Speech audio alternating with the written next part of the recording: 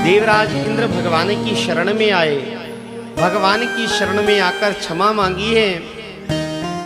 देवराज इंद्र भगवान से प्रार्थना करते हैं, विशुद्ध सत्वं तव धाम शांतम तपोमयं दस्तरजस्तमस्तकं मायामयोऽयं गुणसंप्रवाहो न विद्यते ते गृहणानुबंधः।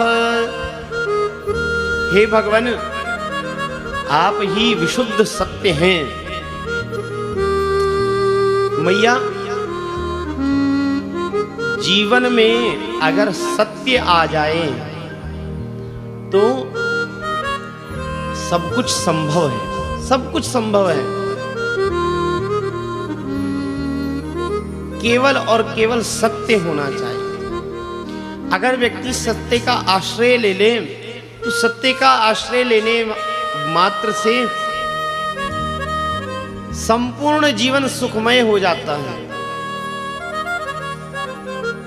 और सत्य का आश्रय कहां से मिलता है? श्री हरि के चरणों से, ठाकुर जी की सेवा से, भक्ति से, समर्पण से। इंद्र कह रहा है, प्रभु आप ही विशुद्ध सत्व हैं।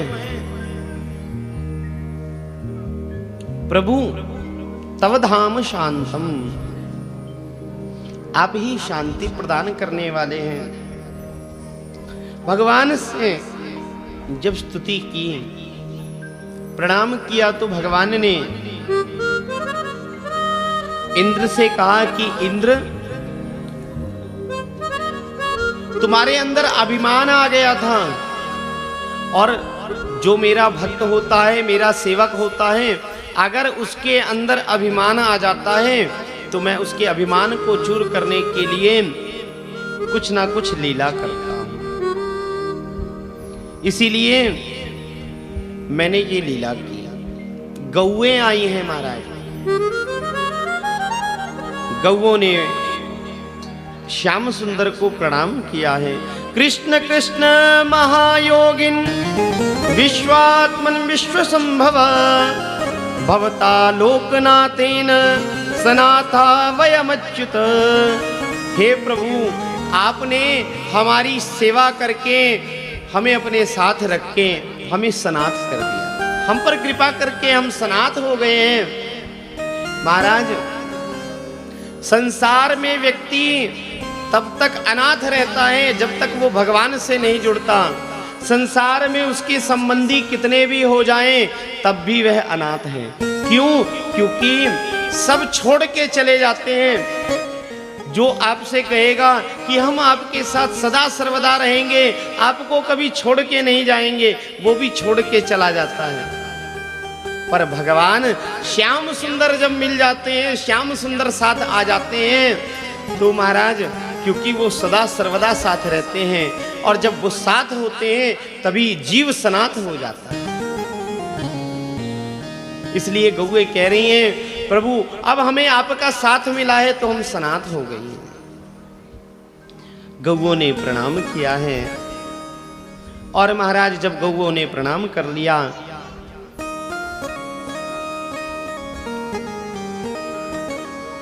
महाराज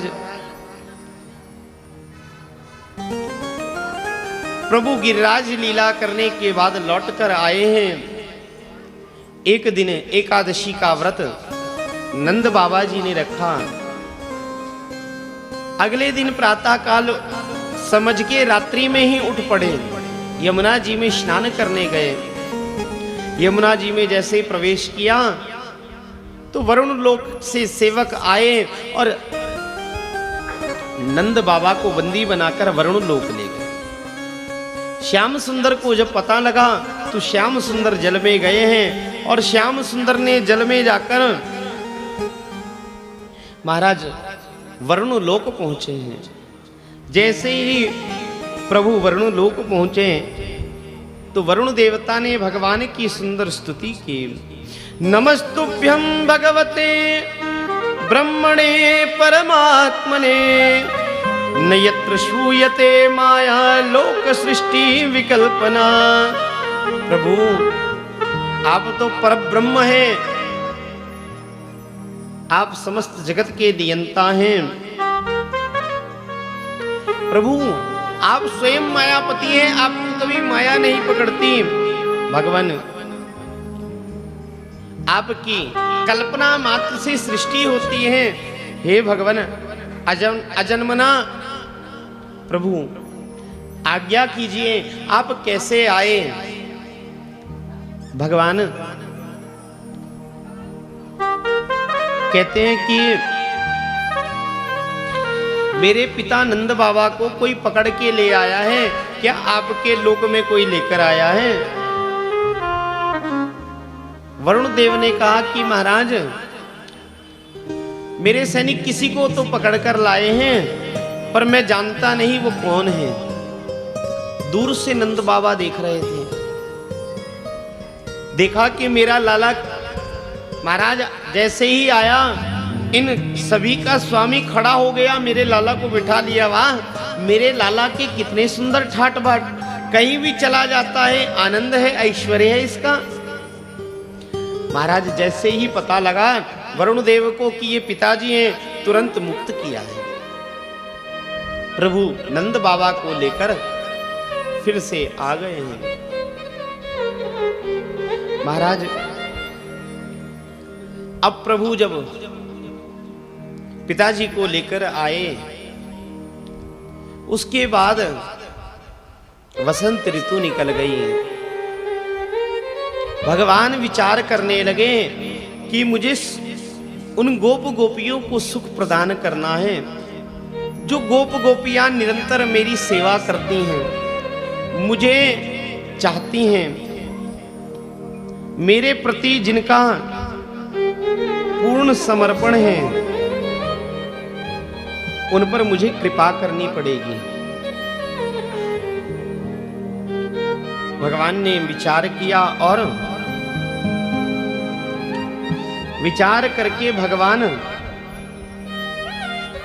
सुंदर लीला करने की चेष्टा कर रहे हैं।